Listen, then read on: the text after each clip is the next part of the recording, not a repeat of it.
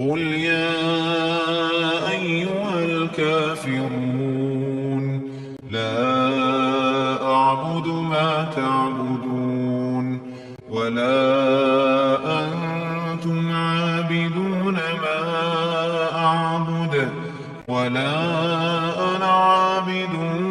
مَّا عَبَدتُّمْ وَلَا أَنتُمْ عَابِدُونَ مَا أَعْبُدُ لَكُمْ